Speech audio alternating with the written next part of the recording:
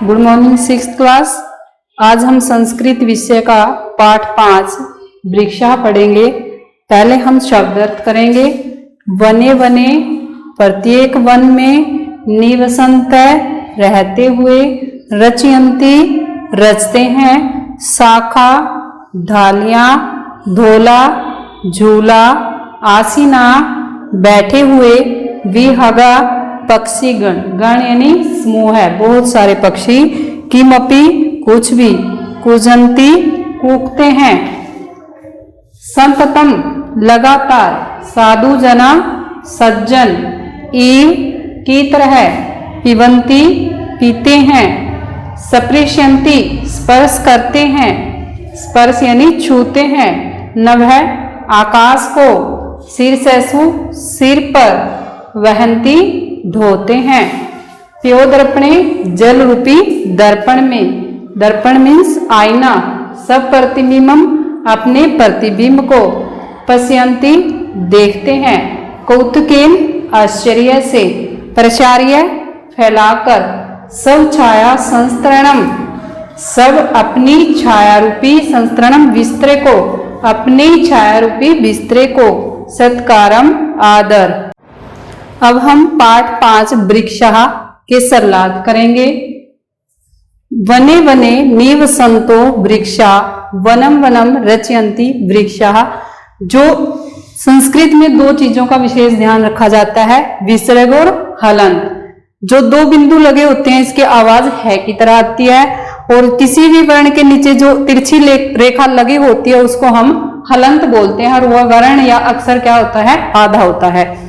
वने वने निवसन्तो वृक्षा, वनम वनम रचयन्ति वृक्षा। जैसे आप हिंदी में सरलार्थ करते हैं वैसे ही आपने संस्कृत में भी सरलार्थ करने हैं। सरलार्थ कैसे करने हैं? सबसे पहले आपने संकेत लिखना है। संकेत में पहले वाला और बाद वाला शब्द आता है। जैसे पहले वाला क्या बना, वने वने, और बाद वाला वृक्षा। उसके बाद प्रसंग लिखना है। प्रस्तुत श्लोक हमारी संस्कृत की पाठ्य पुस्तक रुचिरा भाग 1 में संकलित वृक्षा नामक पाठ से लिया गया है, और इसके कवि डॉक्टर हर्षदेव माधव जी हैं। और इसने किसके विषय में वर्णन किया है? इसमें वृक्षों के महत्व का वर्णन किया है। उसके बाद सरलार्थ करेंगे, या आप हिंदी अनुवाद भी लिख सकते हो या व्याख्या भी लिख सकते हो। वने वने, प्रत्येक वन में, वृक्षा वृक्ष निवसन्तो रहते हैं, प्रत्येक वन में वृक्ष रहते हैं, वनम वनम हर वन की या प्रत्येक वन की, वृक्षा वृक्ष रचयन्ति रचना करते हैं, प्रत्येक वन की वृक्ष रचना करते हैं। उसके बाद आप शब्दार्थ लिखेंगे। शब्दार्थ जो भी श्लोक आप कर रहे हो उसी से संबंधित लिखने हैं। आप 2 या 3 भी लिख सकते हो, जैसे वने वने, प्रत्येक वन में, रचयन्ति रचते हैं। इसके बाद हम दूसरा श्लोक करेंगे। दूसरा, शाखा दोला आसीना वृक्षः, तै किमपि कुजन्ति वृक्षः। ये आपने पहले वाले श्लोक की तरह ही करना है। पहले संकेत लिखना है, संकेत में शाखा दोला आसीना और वृक्षा। उसके बाद प्रसंग में आप पूर्वत कर देंगे। पूर्वत मीन्स होता है पहले वाला, पूर्वत मीन्स क्या होता है, पहले वाला। यानी जो प्रसंग आपने पहले श्लोक में लिखा है वही आपने यहाँ पर लिखना है, और यहाँ पर आप पूर्वत लिख दोगे। उसके बाद हिंदी अनुवाद करेंगे, या हिंदी अनुवाद या सरलार्थ व्याख्या कुछ भी आप लिख सकते हो। शाखा दोला आसीना, तै किमपि कुजति वृक्षः, कि वृक्षा शाखा दोला आसीना, विहगा आएगा यहाँ पे, सॉरी,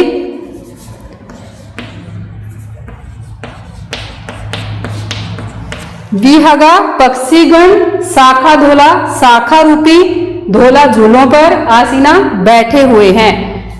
विहगा बहुत सारे पक्षीगण, पक्षीगण या पक्षियों का समूह है, शाखा रूपी झूलों पर बैठे हुए हैं। तै वे कौन, पक्षी, किमपि कुछ भी, कुजंती कूजते हैं, और वृक्षों पर तै किमपि कुछ भी मधुर ध्वनि करते हैं। द्वारा देखो एक बार फिर से। शाखा दोला आसीना विहगा तै किमपि कुजन्ति वृक्षः, वृक्षों पर विहगा पक्षीगण शाखा धोला आसीना शाखा रूपी झूलों पर बैठे हुए हैं। पक्षीगण कहाँ बैठे हुए हैं? शाखा रूपी झूलों पर बैठे हुए हैं। ते किमपि, और उन वृक्षों पर बैठकर वे कुछ भी मधुर ध्वनि करते हैं। थर्ड सरलार्थ अब हमारा यह श्लोक है, पिबन्ति पवनम जलम संततम साधु जना इव सर्वे वृक्षा। सर्वे वृक्षा, सभी वृक्ष, साधु जना सज्जन लोगों के, इव की तरह या के समान, कि सभी वृक्ष सज्जन लोगों के समान, संततम लगातार, पवनम वायु, जलम जल या पानी, पिबन्ति पीते रहते हैं। सर्वे वृक्षा, सभी वृक्ष सज्जन लोगों के समान, निरंतर, संततम क्या होता है? निरंतर, पवनम वायु, जलम जल, पिबन्ति पीते रहते हैं। ऐसे ही करना है आपने जैसे सेकंड में करना है, पहले संकेत, उसके बाद प्रसंग, प्रसंग में पूर्वत, फिर हिंदी अनुवाद और उसके बाद शब्दार्थ लिखोगे।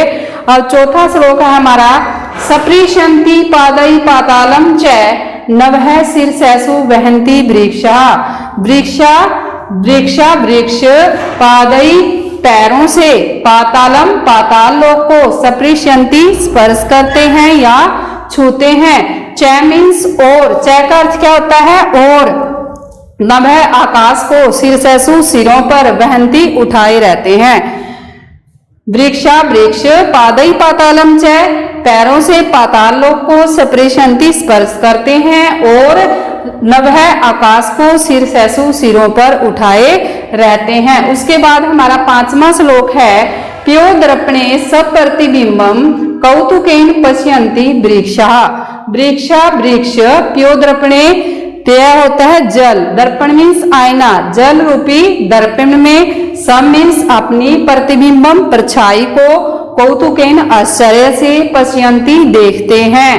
वृक्षा वृक्ष, प्योदर्पणे जल रूपी दर्पण में, सब प्रतिबिंबम अपनी परछाई को आश्चर्य से देखते हैं। अब सिक्स सरलार्थ करेंगे हम, प्रसार्य सब छाया संस्तरणम कुर्वन्ति सत्कारम वृक्षः। वृक्षा वृक्ष, सब छाया संस्तरणम, सम मीन्स अपनी, छाया रूपी, संस्तरणम विस्तरे को, प्रसार्य मीन्स फैलाकर, सत्कारम सब का आदर, कुर्वन्ति करते हैं। वृक्षा वृक्ष, सब छाया संस्तरणम अपनी छाया रूपी विस्तरे को, प्रसार्य फैलाकर, कुर्वन्ति सत्कारम सबका आदर करते हैं। मुझे उम्मीद है कि आपको ये शब्दार्थ और लेसन 5 के शब्दार्थ और सरलार्थ समझ में आए होंगे।